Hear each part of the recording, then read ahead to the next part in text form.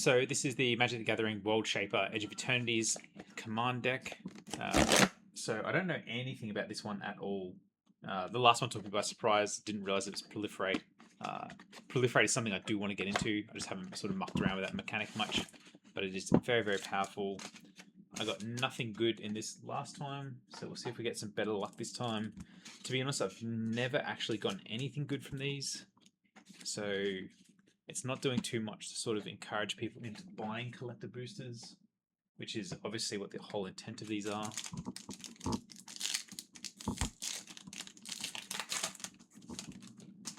This would actually make me not want to buy collector boosters. So a rare, full art, hardline containment, enchantment aura, enchanted artifact I control. When this aura enters, exile target creature and opponent controls until this aura leaves the battlefield, so lock a creature down. And this enchantment has a ward 1, and then an uncommon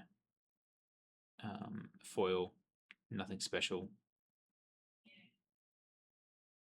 Yeah, cool, sweet. The other version of her, the mono white one, is pretty awesome, where she can walk in, get a swing, and I'll get some life, and then card draw. I hope I actually get the mono white version of her in this. I don't have her yet. It's an incredibly powerful card. I can't remember what color these are. No, so it's a black, red, green. So we will not be getting a mono white card.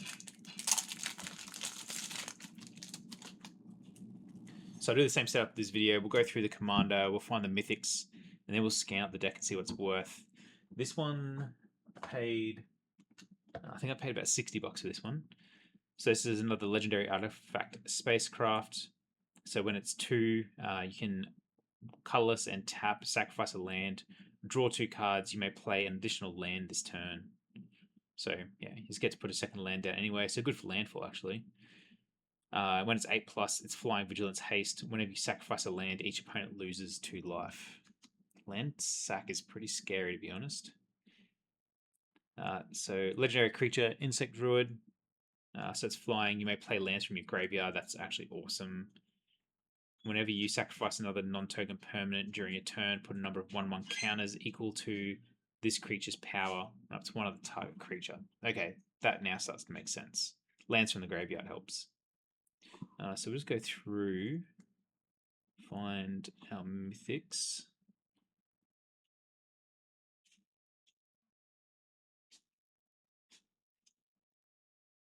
I want some mythic lands, to be honest. I don't think we're going to get those in here.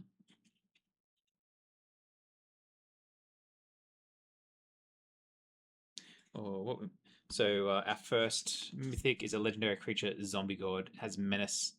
It's 3 colorless and 2 black. It's a 5/6. So when it enters, sacrifice any other number of permanents, which can include lands in this case. Then draw that many cards. When this creature dies or it is put into exile from the battlefield, you may put it into its owner's library, 3rd from the top. Wild. So what I might do, load up the scanner, and we'll just pick out what cards end up actually being worth a bit, and then have a look as to why they're doing so well. So it's not that good. Blasphemous Act, very common card.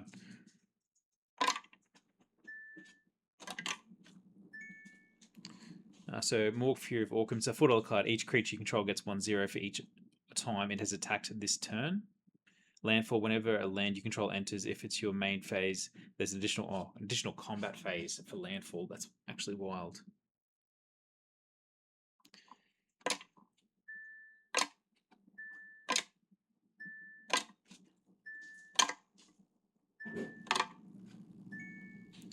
So Oracle of Mule, it's a 3 and a green. You may play an additional land on each of your turns. Play with the top of your card. Play with the top card of your library revealed. You may play lands from the top of your library. Okay, well that makes sense.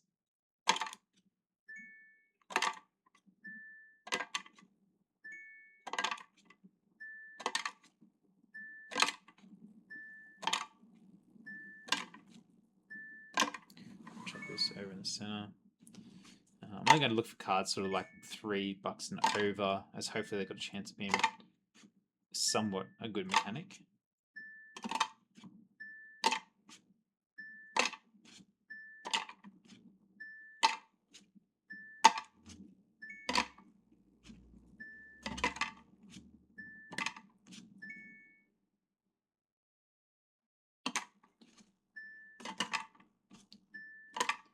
Nothing crazy popping up here.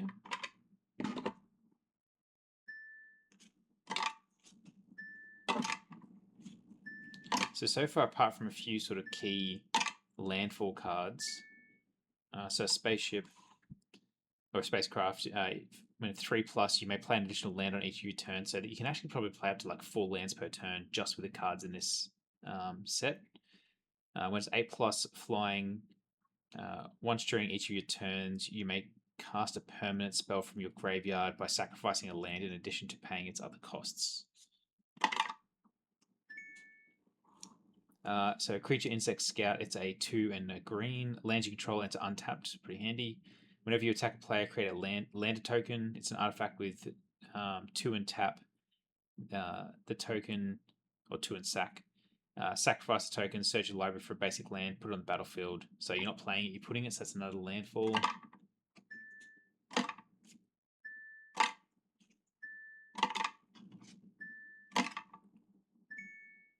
Fabled Passage, just a land sack.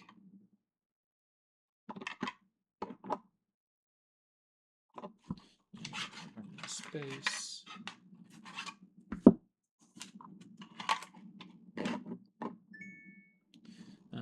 So this one here, it's a 1 and a 2 black legendary creature Nightmare. At the beginning of your end step, you may sacrifice an artifact, creature, enchantment, land, or planeswalker. If you do, each opponent may sacrifice a permanent of their choice that shares a card type with it. For each opponent who doesn't, the player loses 2 life and you draw a card. So get up to 6 total life loss and 3 draws. Not too expensive, that card. Alright, and then we will just clear that out. We'll just hit the commons and uncommons, see if there's anything in there that stands out. The last one, there was actually quite a few that stood out in the uncommons. Farseek, everyone knows that one. It's a good landfall.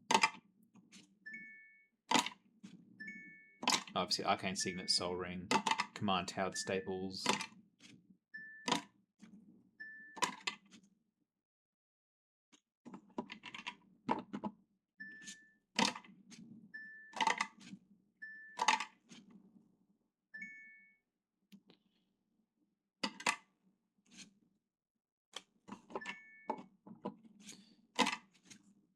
So a few Cultivate's not a bad card as well.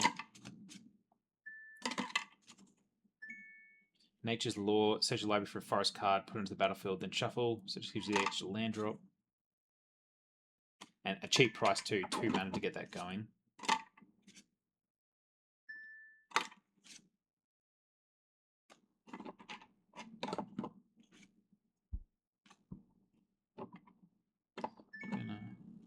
Yeah, so another landfall one.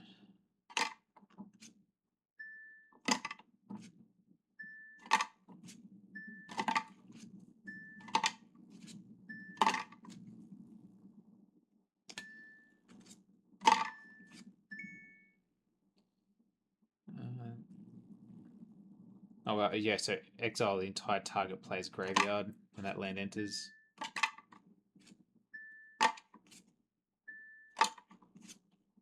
So definitely a absolute ton of landfall triggers in this one. Last one. So the value's still there, $95. You can definitely pick this up for under $95 easily. So if you're looking just to sort of expand your collection and get a few decent landfall cards, this one's good to go. I would actually recommend the other, the counterintelligence one for the proliferate. That was pretty good. But yeah, if you're specifically looking for some landfall triggers in the green and red, this is the deck you want to go for. But yeah, that's not a bad one. But yeah, this one will get broken down. I'll put it into my other landfall stuff. But I hope that gives you a bit of insight as to what the counterintelligence, no, the World Shaper, Age of Eternities set's about. So thanks for watching. See you next time.